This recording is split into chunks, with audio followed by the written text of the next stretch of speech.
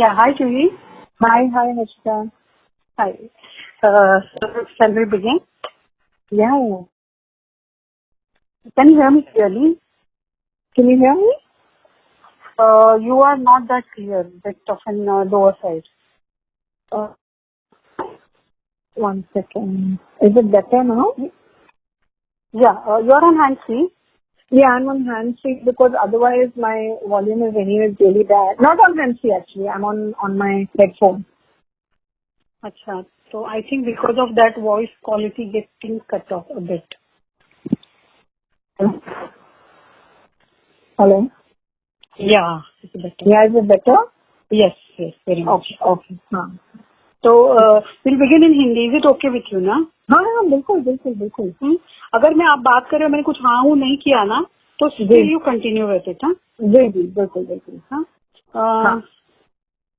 जी, तो शुरुआत एक मिनट है सर.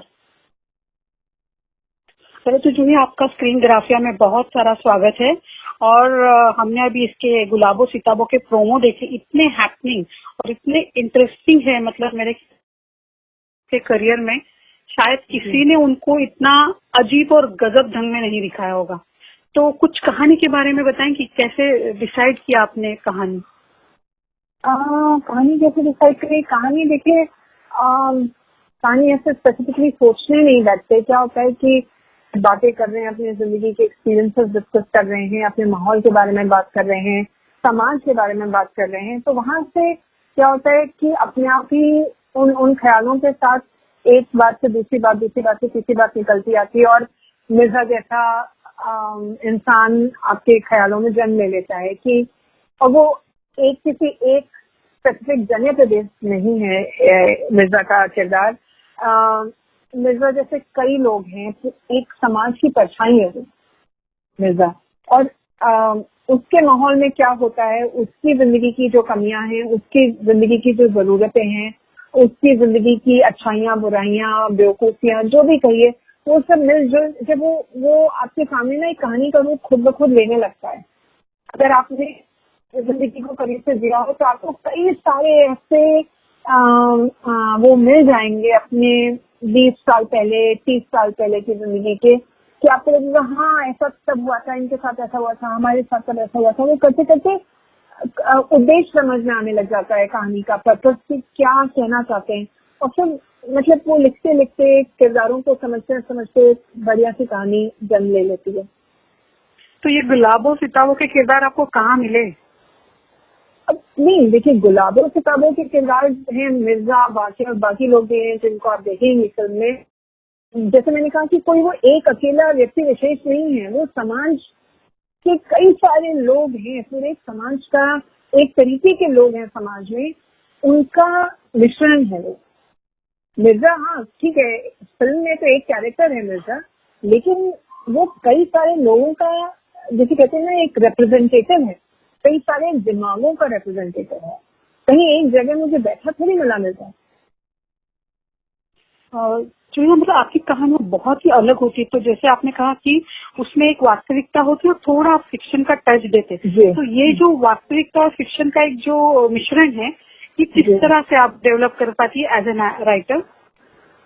देखिए, वास्तविकता मैं समझती है वास्तविकता क्या है. जिंदगी की जद्दोजहद जो है, लालसाएं हैं हमारी उम्मीदें हैं, हमारी मुश्किलें हैं, हम लोग जी रहे हैं, रोज में जी रहे हैं. लेकिन क्या होता है, उस जिंदगी में भी एक उड़ान भरने का जो मौका देती है ना राइटिंग,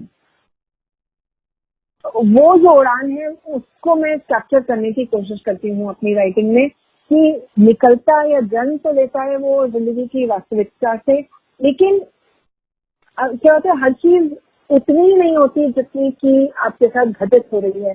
उसके पीछे कई चीजें छुपी होती हैं कि अभी क्यों हुआ, इस समय क्यों हुआ, इन्हीं लोगों के द्वारा क्यों हुआ, क्या कुछ और तरीके से हो सकता था. ये सब सोच समझ जो है वो आपकी वास्तविकता के वो उड़ान के उसमें आती है. तो कोशिश मेरी यही रहती है कि मैं उस सब को लिखूं जन वास्तविकता में है, लेकिन जो कहानी है वो उसकी उड़ान से निकल जाती है.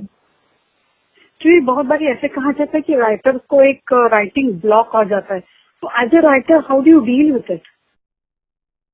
कुछ नहीं, मतलब आज आप नहीं लिखा जा रहा तो क्या कर सकते हैं, मतलब अब नहीं लिख पा रहे तो ऐसा कोई अलग चीज नहीं करती हूँ मैं भी वही करती हूँ, अपने बाकी बाकी जो काम है उनमें बिजी हो जाती हूँ। वॉक के लिए चले गए, 10 लोगों से मिले, कुछ गाने सुन लिए, जिससे कि क्या होता है कि एक ब्रेन को एक फ्रेश ऑक्सीजन मिल जाती है ना। तो आप क्या होता है, आप लिखते लिखते एक ही थॉट पे आप सोचे जा रहे हैं, आप बहुत प्रेशराइज कर देते हैं अपने आप को इस चीज पे। तो क्या होता है, जरूरी है उस प्रेशर को हटा देना। वो प्रेशर हटाने के लिए अगर आप प्रेशर रखेंगे तो काम नहीं होगा, फटेगा प्रेशर। तो अपने आप को थोड़ा आसान करने के लिए अपने माहौल को, अपनी सोच को आप 50 और चीजें करने लग जाते हैं। और आपने देखा होगा मैं 2 साल में एक बार लिखती हूँ, तो मैं बस लेके धीरे धीरे आराम से मजे ले लेके लिखती हूँ, क्योंकि ओके। तो जी, हालांकि आपका पहला इंटरव्यू स्क्रीन ग्राफिया के साथ, तो कुछ अपनी एक फिल्म इंडस्ट्री की एक एंट्री के बारे में कुछ बताना चाहेंगे आप? ये फिल्म इंडस्ट्री में मेरी एंट्री बहुत ही अनप्लान तरीके से हुई। मुझसे सिर्फ शिवबाई फिल्म के डायलॉग्स लिखने के लिए कहा सुजीत सरकार जी ने, और रेंजल डिसिल्वा ने उसका स्क्रीन पे लिखा था। और तब मैं एडवर्टाइजिंग में थी, एड्स लिखती थी और इन लोगों के साथ एड्स बनाती थी। सुजीत जी मेरे एड्स डायरेक्ट करते थे। तो उन्होंने जो मेरी भाषा की पकड़ थी और जो मेरे एड में जिस तरह की सोच थी, वो सबको देखते हुए उन्हें लगा कि शायद मैं डायलॉग लिख पाऊँ, तो उन्होंने मुझे वो ऑफर दिया। और एक बार जब वो मैंने काम कर लिया, मतलब 30 सेकंड का एड वर्सेस 2 घंटे की फिल्म, जब आप वो चख लेते हैं उसका जो मजा है, तो वो फिर मुझसे रहा नहीं गया। फिर मुझे लगा मुझे और सोचना चाहिए। कभी नहीं सोचा था कि फिल्म इंडस्ट्री में जाना है, मतलब ऐसे तो ख्याल कभी आए ही नहीं थे। जब ये लगा कि ये काम तो हम कर सकते हैं, जब एक बार शिवाई के डायलॉग लिख लिए, तो फिर लगा कि कोशिश करी जाए। तो फिर विकी डोनर निकली, फिर पीकू निकली, फिर अक्टूबर निकली, अब गुलाब सतारे में। ओके जी, मतलब आपका जो पूरी तरह से सुजीत सरकार जी और रेंजल डिसिल्वा को ही जाता है। उन दोनों ने अगर मुझसे नहीं कहा होता तो शायद नहीं होता। ओके जी, मतलब आपका जो एडवर्टाइजिंग का बैकग्राउंड है, आपको लगता है कि आपकी जो लैंग्वेज की पकड़, जैसे अभी आपने कहा, साथ में एक एडवर्टाइजिंग में जो काम करता है, may be a creative writer, may be art director, उनको एक विजन होता है, एक सीन के बाद में क्या आएगा, क्या फॉलो करूंगा उसको। तो ये आपका जो विजन आपको यहाँ राइटिंग में काफी हद तक हेल्पफुल रहा? बिल्कुल, बहुत ज्यादा। मैं तो कहूंगी कि मतलब life teachers you one thing. और कई बार क्या होता है कि एडवर्टाइजिंग में रहने से बिल्कुल सही बात बोली कि एक महिला अपने घर का बजट चलाने के लिए अगर 250 ग्राम रेड लेबल चाय खरीदती है तो क्यों खरीदती है, वो ताजमहल चाय क्यों नहीं खरीद रही है। एडवर्टाइजिंग में आपसे ये थोड़ा पूछे जाते हैं, पूछे मतलब एडवर्टाइजिंग ऐसा नहीं कि एक जना पूछ रहा है, मतलब जब आप एड बना रहे हैं, जब आप लिख रहे हैं, तो रेड लेबल चाय को खरीदने वाली जो महिला है उसके घर में बाकी चीजें कैसी आती है, वो किस तरह के कपड़े पहनती है, वो किस तरह अपना बजट संभालती है, वो कप और सॉसर में चाय पीती है कि नल में चाय पीती है। आप इतनी बारीकी से सोचते हैं हर चीज, इतनी बारीकी से। सीन नहीं लिखना तो बहुत बात की बात है, आज लिखना तो बात की बात है। पहले तो समझ कि ये इंसान ये फला साबुन क्यों इस्तेमाल कर रहा है, दूसरा साबुन क्यों नहीं खरीद रहा है, क्योंकि उसके लिए शायद 1.5 रुपए एक्स्ट्रा दे पाना भी बहुत मुश्किल है।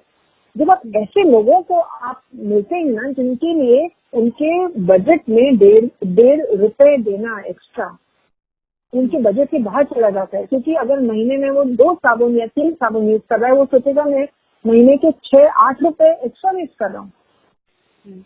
आप ऐसे जब लोगों से मिलते हैं ना एडवर्टाइजिंग के द्वारा, उन रिसर्चेज में जब आप जाते हैं, कभी आप झांसी गए, कभी रीवा गए, कभी कहीं गए, कभी कहीं गए, आपको सच्चाई पता चल जाती है हिंदुस्तान की और लोगों की और उनकी आदतों की। उनके घरों में जाके उनके साथ बैठ के चाय पीना, उनसे बातें करना, बहुत कुछ सिखाया मुझे एडवर्टाइजिंग में। जो ये मतलब आपका यहाँ कोई गॉडफादर वैसे नहीं है, तो आप जो अभी न्यू कमर है, जिनको राइटिंग में कुछ करना है, राइटिंग स्किल अपना कहीं अप्लाई करना है, मे बी वेब सीरीज में भी, टीवी और मे बी फिल्म, तो उनके लिए क्या कुछ एक सलाह देना चाहेंगे आप एक्सपीरियंस के दौरान? मैं बस यही कहना चाहूंगी कि अपनी सच्चाई से काम करते रहिए, बस मेहनत करते रहिए, लिखते रहिए। अच्छे दिन आते हैं, लगता है कि आप लिख पाएंगे, कई दिन ऐसे आते हैं लगता है आप नहीं लिख पाएंगे, लेकिन डटे रहिए। और सबसे बड़ी बात है एक राइटर के लिए, वो किसी को दिखाने के लिए नहीं लिखता है, उसकी सोच उसकी अपनी सोच है, तो उसकी सोच जो है उसमें छल कपट नहीं होना चाहिए। अगर आप छल छल कपट वाले इंसान हैं तो मत लिखिए, कुछ और कर लीजिए जिंदगी में। लिखने में तो सच्चाई से ज्यादा किसी और चीज की जरूरत नहीं है। सही कहा आपने जूही। आपकी जो फिल्म थी, मतलब पहली फिल्म विकी डोनर, आपकी कहानी ने तो सभी को मतलब इतना सरप्राइज कर दिया कि ओहो, इस विषय पर भी कहानी बन सकती है। बाद में पीकू बनाई, वो भी अलग थलग, अक्टूबर एक अलग थलग, अभी गुलाबो सिताबो। तो ये जो आपके इंस्पिरेशन आपकी क्या है, क्या मतलब आप कई कैरेक्टर आपको समाज में चलते फिरते घूमते दिखते हैं, या आप कहीं बैठे आपको लगता है नहीं ऐसे लिख सकते हैं क्या? तो ये जो प्रोसेस का एक जो मतलब कहानी लिखने का जो कीड़ा होता है, जो वर्म होता है, ये आपको कहाँ से मिलता है? ये देखिए क्या होता है, कुछ तो आ, आप अपने घर परिवार को श्रेय दे सकते हैं। जहाँ कई घर ऐसे होते हैं ना जहाँ किससे कहानियां बहुत मायने रखते हैं, उठते बैठते चलते फिरते, कभी आपके चाचा हो या आपके फादर हो या आपके ग्रैंडफादर हो या आपकी दादी हो, मतलब बहुत किस्से कहानियों में ही वक्त बीतता है। मेरा परिवार वैसा था, मेरी जो परवरिश थी वो ऐसे परिवार में थी जहाँ पे हम लोग खूब बातें करते थे और खूब एक दूसरे से कहीं किसी ने कुछ पढ़ा उसको सुनाया, कहीं किसी की कोई बात हुई उसको उसका ऐसे बात करेंगे जैसे अभी खुद ही लिख के आ रहे हैं। मतलब एक एक एक साहित्यिक माहौल होता है ना घर में। हाँ, वो था। तो हालांकि किताबों में कहानियों में जो किरदार हैं वो सच्चे नहीं है, वो काल्पनिक हैं, लेकिन जन्म तो आपकी सच्चाई से ही लेते हैं। गरीबी इमेजिनरी नहीं है, गरीबी एक रियलिटी है। मिर्जा या बाके या इस परिवार में जो भी कुछ होगा, इस संस्कृत में जो होगा, या पीकू में पिता और बेटी का रिश्ता कहानी के रूप में काल्पनिक है, पर है तो रियलिटी ही, है ना। तो अपने आप को मैं खाली इतना करती हूँ कि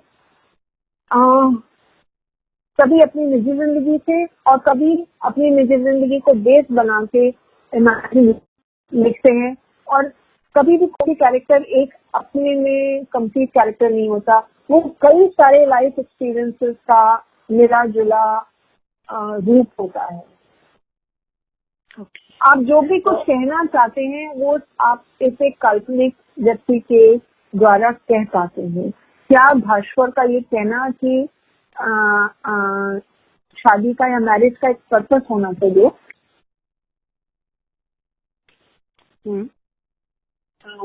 क्या उसको बात किसी व्यक्ति ने कही नहीं कही, लेकिन मुझे ऐसा लगा कि भास्कर जैसा व्यक्ति ये बात कह सकता है क्योंकि वो पढ़ा लिखा इंसान है, ये सोच सकता है, उसने अच्छी किताबें पढ़ी हैं। तो क्या होता है कि कई बार आप आपके अंदर ही आप अपने आप को इतना कुरेदते हैं अपनी विचार को, अपनी सोच को, अपनी जिंदगी की समझ को या ना समझ को, हर चीज को। कई बार आप लिखते हैं क्योंकि आप कोई चीज समझ आप लिख देना चाहते हैं, कई बार आप लिखते हैं कि आप किसी चीज को समझना चाहते हैं, आप समझ नहीं पाए और आप उस लिखते लिखते में आपको वो बात समझ में आ जाती है कि अच्छा ऐसा हुआ था। तो कई सारे तरीके होते हैं, हर दिन एक नया तरीका होता है, हर दिन एक नया वो होता है लिखने का ढंग, कोई एक अकेला ढंग नहीं है मेरा लिखने का। तो गुलाबो सिताबो के बाद में आप क्या लिख रही हैं? अभी तो बस ऐसी लॉकडाउन खत्म हो, यही एक सबसे बड़ा विचार है मेरे अंदर, कब खत्म होगा। और लिखने के लिए कुछ कुछ है, लिख रहे हैं, चल रहा है, लेकिन सच तो ये कि अभी ये जो समय है ये अपनी सोच को, समझ को, लाइफ को तराशने का समय है। कोशिश मेरी इस समय पूरी यही है कि जो ये वक्त मिला है उसको अच्छे से बिताया जाए। किसी दिन लिखती हूँ, किसी दिन नहीं लिखती हूँ। यानी फिलहाल कुछ सब्जेक्ट ऐसे जहन में नहीं है आपके? नहीं। ओके। जूही जी, आपको बहुत सारी बधाइयाँ आपके आने वाले वेंचर के लिए, and thank you so much for talking to Screen Graphia. नहीं, थैंक यू सो मच। आपने फोन करा, बात करी, आपने अपना वक्त निकाला। Thank you so much. Bye bye. Disha, thank you.